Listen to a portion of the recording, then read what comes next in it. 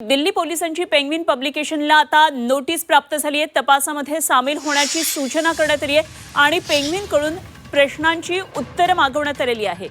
Penguin प्रकाशनासंदर्भातली सगळ्यात महत्त्वाची बातमी आहे। पेंग्विन पब्लिकेशनला आता दिल्ली पोलिसांनी नोटीस पाठवलेली आहे आणि तपासामध्ये सामील व्हावं अशा सूचना या नोटीसीद्वारे करण्यात आलेल्या आहेत आणि पेंग्विनकडून काही प्रश्नांची उत्तरं सुद्धा या पब्लिकेशनकडून पोलिसांनी आता मागवलेली आहेत। तेव्हा हे प्रश्न नेमके काय आहेत आणि त्याची उत्तरं पेंग्विन प्रकाशन नेमकं काय काय देते हे बघणं खूप महत्त्वाचं ठरणार आहे। पेंग्विन प्रकाशनानं अजून ते पुस्तक खरं पब्लिश केलेलं नाही मनोज नरवणेंचं आणि या संदर्भातली स्पष्टता पेंग्विन प्रकाशनतर्फे देण्यात आलेली होती। मात्र पोलिसांनी आता या संदर्भात त्यांना या संपूर्ण प्रकरणामध्ये इन्व्हॉल्व होण्याच्या सूचना केलेल्या आहेत आणि दिल्ली पोलिसांनी पेंग्विन पब्लिकेशनला तशी नोटीस पाठवलेली आहे आणि काही प्रश्नांची उत्तरे त्यांच्याकडून आता मागवलेली आहेत।